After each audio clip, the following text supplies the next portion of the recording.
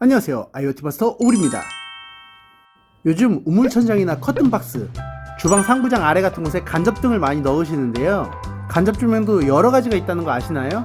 어떤 종류의 간접 조명이 있고 어떤 장단점이 있는지 바로 한번 알아보겠습니다. 첫 번째는 T5라고 주로 불리는 간접등입니다. 많은 분들이 보신 적 있으실 텐데요. 이런 식으로 계속 연결을 할 수 있기 때문에 긴 우물천장이나 커튼박스에 가장 많이 사용하는 간접 조명입니다. 전원 연결해주는 곳에는 이런 케이블 연결도 가능하고요. 이 조명의 가장 큰 장점은 뭐니뭐니 해도 가격과 설치 편의성입니다. 요즘은 여러가지 길이가 나오는데 대부분은 길이가 30cm, 60cm, 90cm, 120cm 이렇게 4가지가 있는데 아무리 긴 것도 쭉쭉쭉 연결이 가능하고 개당 단가가 저렴하기 때문에 누구나 부담없이 설치 가능합니다. 하지만 큰 단점도 2가지가 있는데요. 첫 번째로 이 불빛 색을 정해버리고 나면 나중에 변경이 불가능합니다. 주광색, 주백색, 전구색 이렇게 3가지밖에 없기 때문에 한번 색깔을 정해놓고 나면 바꿀 수 없다는 게 큰 단점이고요. 두 번째로 커튼박스에 설치할 경우 이 높이가 생각보다 높아서 커튼 레일로 설치하면 서로 간섭되는 경우가 좀 있습니다. 안 그래도 좁은 커튼박스에 앞쪽 겉커튼을 약간 구부러지게 함으로 미관상 좀 보기가 좋지 않죠. 하지만 여전히 높은 가성비로 가장 많이 쓰이고 있는 T5 간접 조명입니다. 두 번째는 방열판과 LED 스트립 조명 조합입니다. 브라켓 또는 직접 피스로 방열판 천장에 고정한 뒤 안쪽에 이런 넓은 타입의 COB 스트립 또는 도트 무늬가 있는 SND 타입의 스트립 조명을 설치 후 커버를 다시 덮어주면 디밍, 색 변환도 가능한 IoT 간접 조명이 됩니다. 이런 식으로 광원이 마감 처리되어서 은은하게 비치는 COB 타입은 약간 노출이 돼도 그렇게 보기 싫지가 않은데 이렇게 LED 소자가 그대로 보이는 SND 타입일 경우는 노출이 되면 전혀 고급스럽지 않습니다. 그래서 고온 방지도 해줄 겸 광원도 은은하게 바꿔줄 겸 이런 방열판을 사용하는 경우가 상당히 많은데요. 이 방열판 방식이 다 좋은데 설치가 조금 귀찮습니다. 가격도 생각보다 좀 나가고요.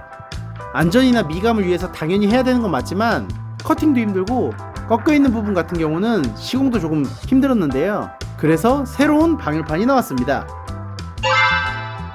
새로운 실리콘 방열판은 상당히 부드럽고 가공도 편하고 필요한 부위마다 가위로 잘라서 맞춤 시공도 가능해서 설치가 굉장히 편해졌습니다. 가격도 낮아졌고요. 넓이도 1cm와 1.5cm 2가지 버전으로 출시되어서 이렇게 얇은 스트립 타입은 1cm로 RGB처럼 이렇게 넓은 타입의 스트립 조명은 1.5cm로 시공이 가능합니다. 아쉽게도 이 제품 단점이 있는데요. 커버가 열리는 방식이 아니다 보니 이렇게 안쪽으로 넣어서 시공하실 분들은 뒷면을 그냥 접착할 수밖에 없고요. 권장 설치 방식은 스트립 조명을 먼저 설치 후 이렇게 위로 덮어주는 방식입니다. 조도에서 손해를 많이 보겠죠. 그래서 미터당 7W 정도 되는 낮은 버전의 스트립 조명 말고 미터당 20W 정도 되는 세타플럭스 조명이나 고위도 조명에 적합할 것 같습니다. 자, 그럼 실제로 불을 켜보면 어떤 느낌인지 한번 볼까요?